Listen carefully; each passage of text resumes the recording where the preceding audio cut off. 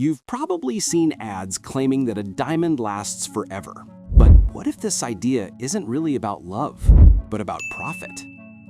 The diamond market is now a multi-billion-dollar industry. Every year, millions of people buy diamond rings for marriage proposals. Most people think this is a tradition.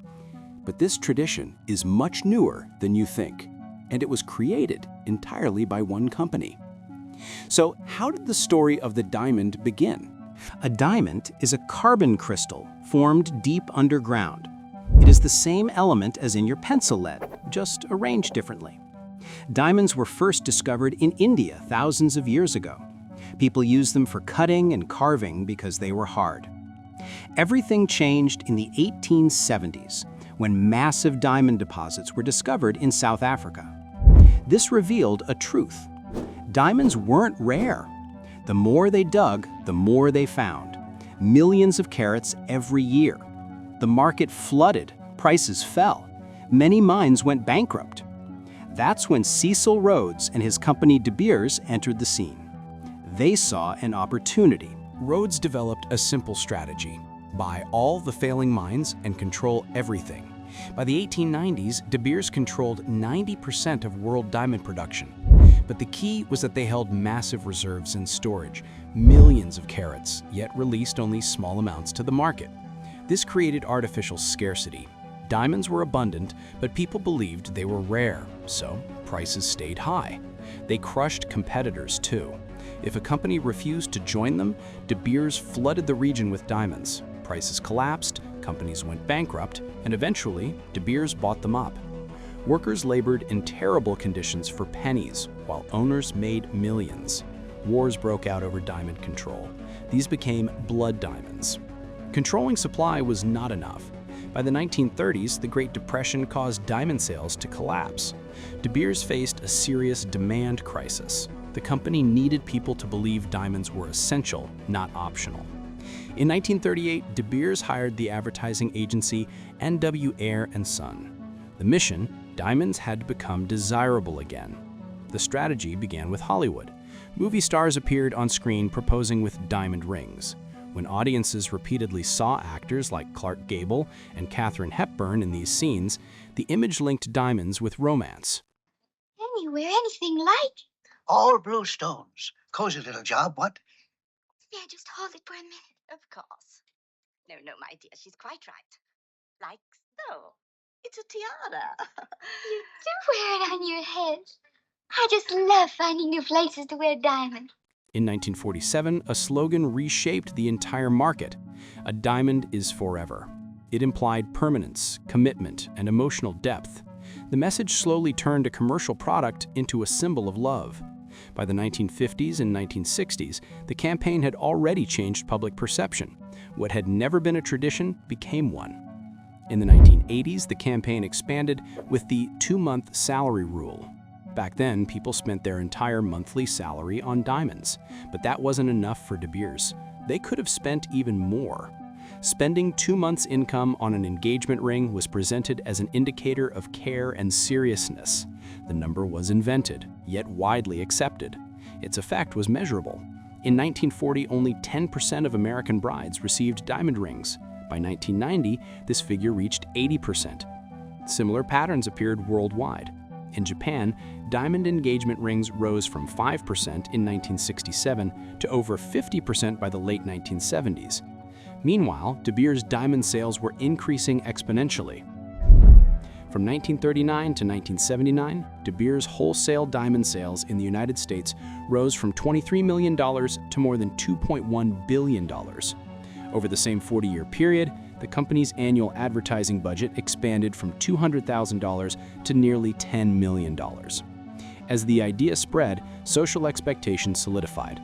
The ring gradually became an obligation rather than a choice. Media repeated similar images. Communities internalized them. Not following the pattern created social pressure. This was the outcome the campaign intended, turning a product into a social requirement. Another message reinforced the cycle. Diamonds should not be bought second-hand. Diamonds were portrayed as objects that must be new to symbolize purity. The economic reality, however, was different. Diamond resale value typically falls 20 to 60%. The retail price is mostly marketing and markup. Production cost forms only a fraction of the final amount. Investments in gold tend to preserve value. Gold maintains value whether new or used. Diamonds, by comparison, almost always lose value. People see diamonds as emotional value, not financial value. But the truth, diamonds have no intrinsic value. They are only valuable when sold to you. And eternal? Also a lie.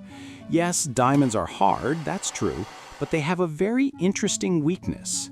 Diamonds are chemically unstable. They can turn to graphite under pressure. Moreover, you can even burn a diamond with a torch. It turns to ordinary carbon dioxide and vanishes. Now you have no diamond. De Beers also knows that this diamond is an ordinary carbon element.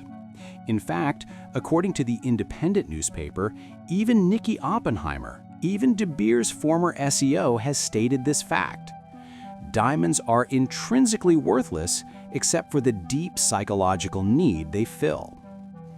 But social norms are powerful. They can obscure the truth. If everyone is doing something, you do it too. This is the mechanism De Beers used, and it still holds true today.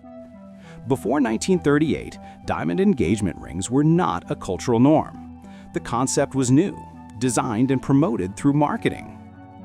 However, international regulations that interfered with this monopoly weakened De Beers. The company's market share fell to 25%. They can no longer control the entire market. At the same time, technology advanced. Diamonds have been produced in laboratories for years, with quality identical to natural stones. Production costs dropped significantly. Can synthetic diamonds be distinguished from natural ones? No, they are chemically identical, and only specialized equipment can separate them. The price difference is substantial.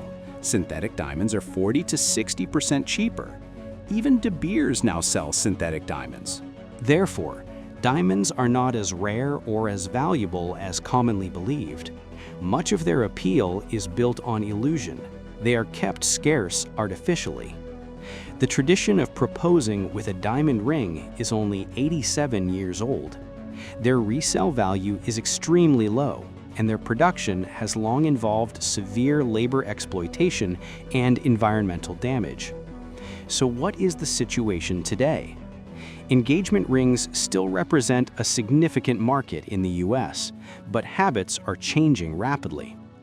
According to the Knot 2025 Jewelry and Engagement Survey, the average cost of an engagement ring today is $5,200. This figure was $6,000 in 2021. 52% of couples now prefer lab-grown diamonds, significantly reducing the reliance of stones sourced from traditional mining. Despite this, De Beers' former 2-month salary rule continues to exist today as the 3-month salary rule. Although weakening purchasing power, the rise of alternatives and younger generations' declining adherence to this tradition have introduced more flexibility in ring preferences. Roughly 3/4 of American brides still wear diamond rings. This shows that the tradition is changing, but it has not completely disappeared. Still, it is hopeful that there is change. When there are far better ways to express affection, relying on a manufactured tradition offers little benefit.